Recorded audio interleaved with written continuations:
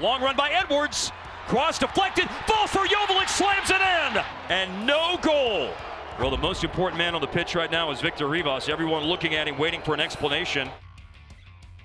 Welcome to Instant Replay for MLS Matchday 4. I am Andrew Wiebe alongside former FIFA referee Christina Unkel. She's the expert, I'm the fan voice, and we're taking a closer look at all the controversial calls in Major League Soccer. Christina, 2 words. Go time. That is 2 words. Okay, I'll take that. 2 words. We did it. All right, we start in Montreal at the Big O, 90th minute. It is 2-1 Philadelphia Union. You figure they're cruising to a win. This is the almost Supporter Shield and almost MLS Cup winners after all. Only no. Chinoso 4 heads this one in at the back post, and Montreal is going crazy. It's 2-2, and everything's on the table, right? Wrong. Video assistant referee Daniel Radford calls down to Nima Sagafi.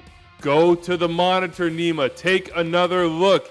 He takes a look. He says, that's offside. No goal. Christina, when I'm watching this play on the main view, I'm agreeing. I'm nodding my head. I'm saying, look, a 4's in an offside position. It doesn't matter if the ball hits the crossbar. When it's headed, he is in front of the second to last defender. So, of course, this goal doesn't count. Well, Hernan Losada does not agree. He's going crazy on the sideline. He's saying, you missed it. You missed something. And it turns out Daniel Radford did miss something. Only Daniel Radford caught it, calls back to Nima Sagafi. Sagafi goes to the monitor. The goal stands. This is a crazy sequence. What happened? Yeah, it seemed pretty straightforward at first. Like you said, it was going to be a clear offside. But what we missed was once we zoomed in on that camera, we lost Wagner on this play. So this is a VAR of a VAR system. I guess we call it a double VAR of a clear and obvious error.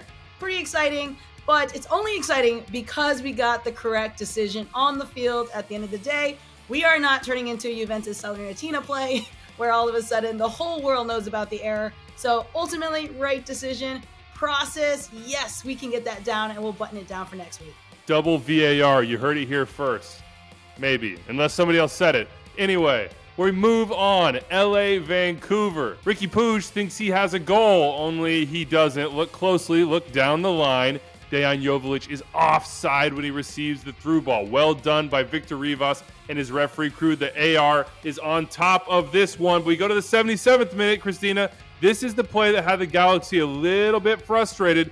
Joveljic thinks he scores the game-winning goal. Only Victor Rivas flags it for handball. There's no review by Jeff Gamble, the VAR, but Greg Vanney said afterwards, hey, guys, that's not a handball. What do you think?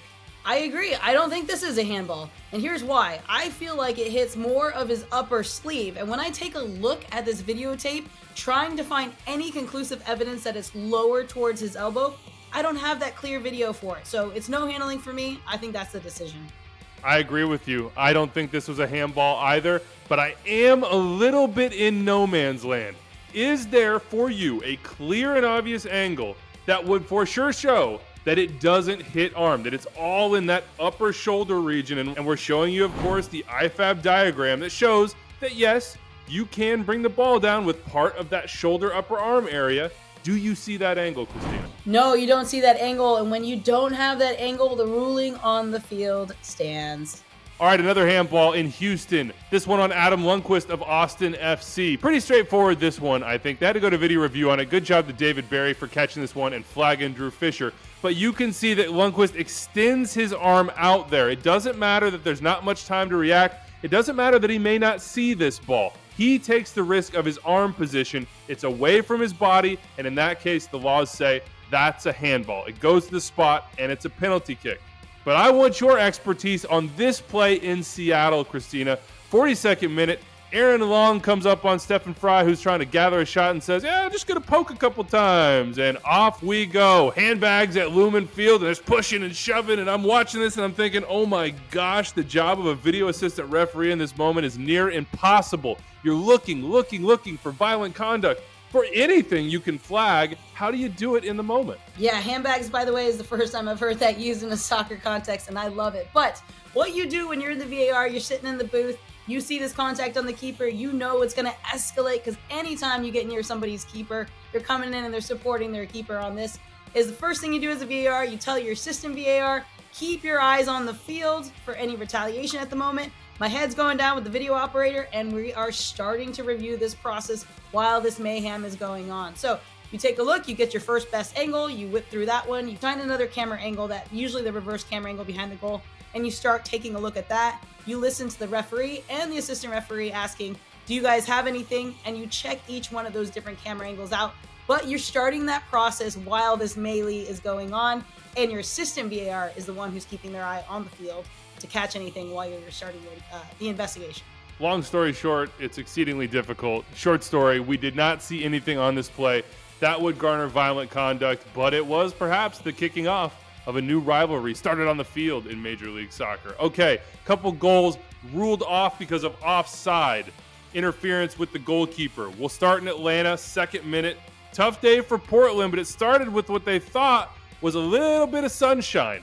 Eric Williamson with the absolute banger, Christina, but it comes off because Nishgoda is there blocking Brad Guzan. Yeah, and this one's actually an interesting one because, right, we are essentially talking about the individual being 16 yards out from where the keeper is, which isn't your typical normal run of play. However, because the ball is so close to him, and there's no contact, but because he's so close to him and he opens up his body, he's interfering with the keeper in the sense of impacting the keeper, not allowing the keeper make a movement due to the fact he's so close to that ball. Yes, it's 16 yards out, but this is the correct and preferred decision.